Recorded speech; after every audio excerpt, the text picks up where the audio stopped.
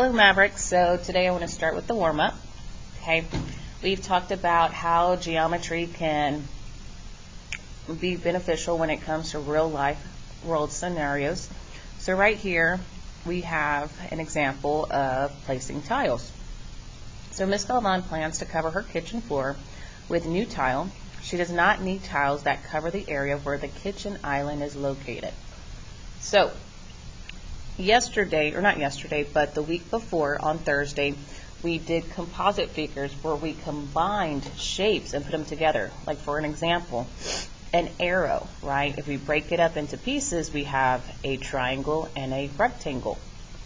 Well, here we're doing shaded area, and so when we look at the word shaded area, okay, it starts with this S, and that gives us a hint that we're going to end up subtracting. Okay, and so we want to subtract today. All right, so we're going to take the area of the first figure, so I'm just going to put figure 1. And this is figure 1, right? And it is a rectangle, so we say that the area of a rectangle is the base times the height, right? And so we say 15 times 12 gives us 180 feet squared. Okay, and then here we have the kitchen island. Again, this is figure 2 I'm going to put, and it is again a rectangle, so we say area equals the base times the height, which gives us a value of 18. So we subtract that and we get 162 feet squared. So that's how much tile I would need to make sure I have so that I could cover my kitchen with tile and not have too much or too little because of this kitchen island that takes up some room in there. All right, so today you have slides, or actually a PDF that is uploaded into this week's folder, and it says composite figures, and it says click here. So it has 4 slides that you are going to do these composite figures. Okay, so again, make sure you break it down. It should tell you, for example, like this one tells us it's a rectangle and a trapezoid. Okay, and so once you calculate it, okay, make sure you understand it carefully. Also, this next one, find the area of a triangle, and because there's 4, we're going to multiply it by 4.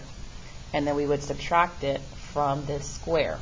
And you know the area of a square is side times side. So if we go to the back of our warm-up, there is another example I want to go over with you. Okay. And so again, we're going to find the area of the shaded region. So the first one is figure 1. So in figure 1, I see that it is a rectangle. So I say area equals base times height, which gives me 120 inches squared. And figure 2 is a triangle. And so we know that area equals base times height divided by 2. So I know 7 times 4 is 28. Half of that would be 14, right? Or I could say half of 4 is 2. 2 times 7 gives me still 14 inches squared.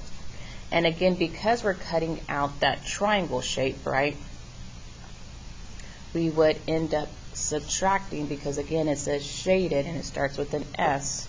So we would do 120 minus 14, and we would end up with 106. And so that shaded region would be 106 inches squared. Again, because this is area, they're 2D shapes. Okay.